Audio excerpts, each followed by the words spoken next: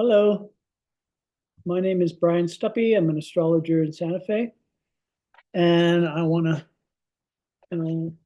make a continuing presentation on the Uranus Pluto um, opposition coming up in September 2046. And so this is my website, brianstuppy.com. And again, I want to always acknowledge my teachers and Rick Tarnas' book, Cosmos and Psyche, is a presentation of archetypal astrology, where he applies his knowledge of cultural history to the different alignments of the outer planets, Uranus, Neptune, and Pluto, particularly. But he also uses Saturn and Neptune. And I want to put in there what I'm trying to shift focus towards using a lot of the astrology that we've learned in the last 50 years and apply it to the future, because we know what's going to come up in the future. And because of studies like Cosmos and Psyche and others, Chris Brennan, Nick Dagan Best, Patrick Watson, many others, there's been a concerted effort to look at alignments of the past and what are the themes that occur in those periods of time. And so what can we expect in the future? And if we can consciously use that knowledge, we can proactively engage that particular period in a way that we humans have never been able to do in the past. And that's my vision. And again, Uranus Pluto. Uranus is about revolution, lightning innovation. Pluto is about volcanoes, transformation, rebirth. So Pluto, one of the significant themes to keep in mind for the next 20 years is that Pluto has just moved into the sign of Aquarius, where it's in the same position of the sky, where it was around the time of the formation of the United States Constitution, about 1790. And so similar themes of transformation and revolution are manifesting all around us, all over the globe, and also in the United States. And so Pluto is entering Aquarius, and it will be 20 years. It'll be in Aquarius for the next 20 years. And Aquarius is about artificial intelligence, computers, technology. It's about innovation. It's about the future. And it's also about human egalitarian themes. So, and then Pluto will be kind of barreling through Aquarius for the next 20 years. Okay. And then it will finally leave Aquarius January 2044, which is close to the opposition with Uranus. So currently Uranus is, if you can see my cursor, this is Taurus. It's about ready to move into Gemini. And some of the themes of Uranus going through Gemini is that's when America has always been in a war at some time when Uranus was in Gemini. the Revolutionary War, the Civil War, World War II. Anyway, it's coming into this summer. It's going to go into Aquarius or Gemini, and then be there for about 7 years. Well, it'll go back into Taurus for a short time, but then it'll be in Gemini for about 7 years. So that's those. And again, with Uranus and Pluto, when they had an opposition in 1792, which is the same configuration that's going to happen in 2046, September 2046, is they had the French Revolution. In the 60s, there was a Uranus-Pluto conjunction in 1965. And the 60s were all about revolution, innovation, change. And so that's the French Revolution, Uranus opposite Pluto. There's a film, Changing of the Gods. Here's the link for a trailer. In 2022, it was released, and it was during the Uranus-Pluto square that happened in 2012. Within a few years of that. And some of the similar themes occurred in the Uranus-Pluto square of 2012. And then that's the opposition that's going to occur in September 2046. It's 20 years. And in 20 years, Pluto will move through Aquarius and move right into Pisces, the first part of Pisces. Uranus for the next 20 years is going to move basically through Gemini, Cancer, and Leo, and finally end up with an opposition in 2046. So Uranus will go through all of these signs in the next 20 years. And then this is a presentation on the French Revolution, Declaration of the Rights of Man, which was novel in 1792. It overthrew the monarchy and aristocrats. It leveled the humanity. That was the goal of leveling humanity, bringing the aristocrats down and the common people up to an equal level. That was a high principle that is still something that we're trying to implement. And others are trying to implement autocracy, where there's just a few people running things or a king.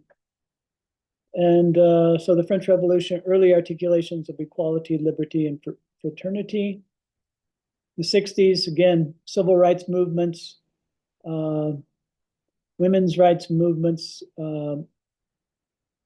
African, Black Americans rising up, different ethnic groups, Native Americans, gay rights, and pushing back against established institutions, trying to break down those institutions, break down those rules of traditional rules. And there's an increased awareness and acceptance of diverse identities and the push towards societal equity. And currently, there's a push back against that. There's a current push in the United States and other countries to limit and throw out programs that promote DEI, diversity, equality, equity, and inclusion, including everybody. So that is something that was really pushed during the Uranus-Pluto alignments. And this, also in this video, I want to present a presentation on Zodiacal Releasing, which is it's a Hellenistic or a Greek cultural astrology technique that was uncovered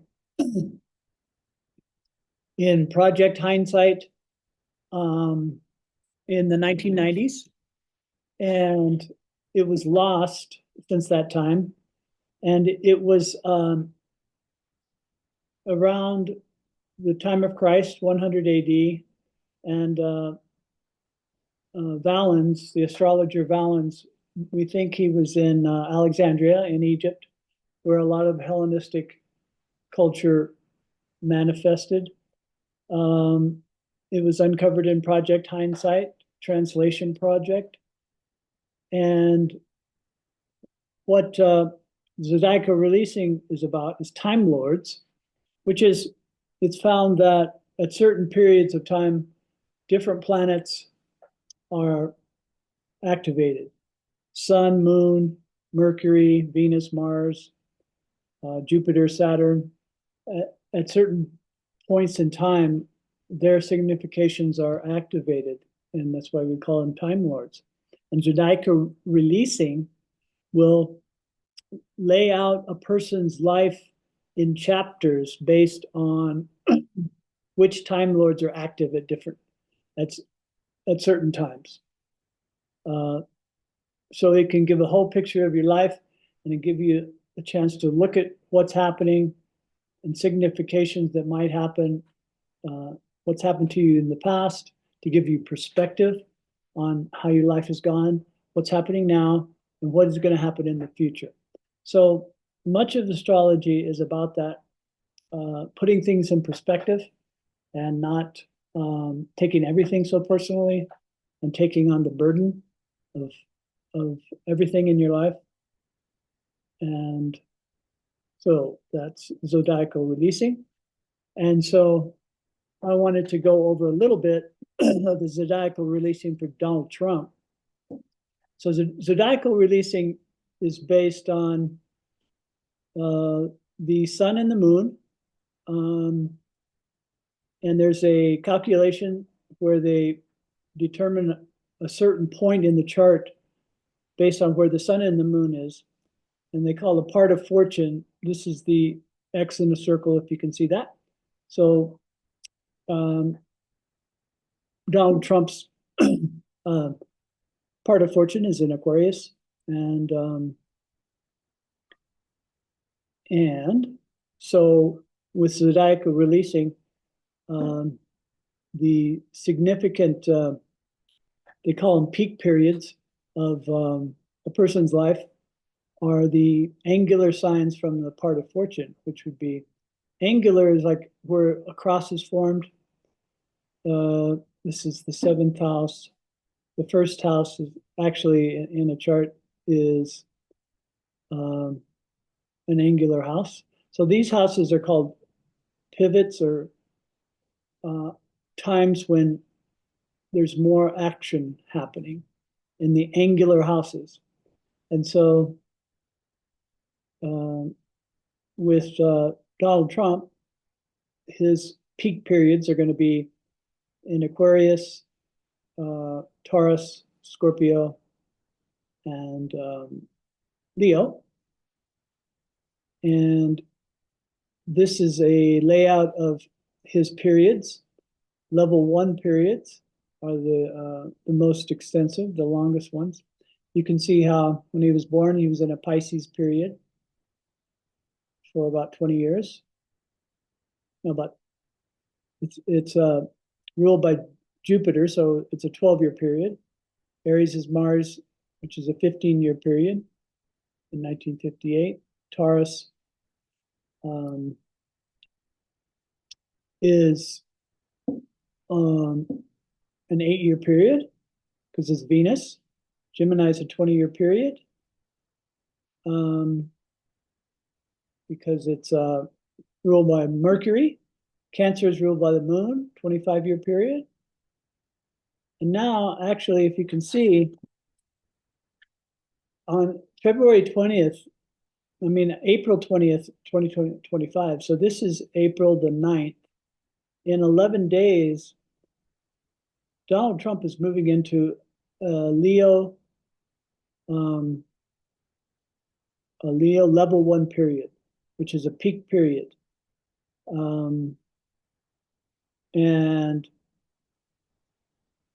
he hasn't had a peak period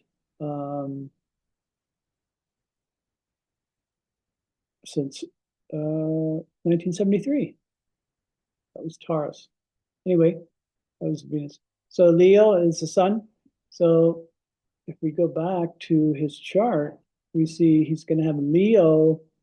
He's going to be in this for 30 years. No, Leo is 25, about 19 years. And he's going to start it on April 20th in 11 days. And this is it's a peak period. So what they say with Hellenistic astrology and zodiacal releasing is that that's a significant time when huge things can happen. And even though Donald Trump has been on the scene his whole life, he's moving into one of the most important periods and impactful periods of his whole life. And so that is how zodiacal releasing works. And I give readings on that. My website, briansuppick.com. And this is a third in a series of presentations where I'm going into future alignments like Uranus and Pluto, and also presenting Hellenistic techniques like zodiacal releasing.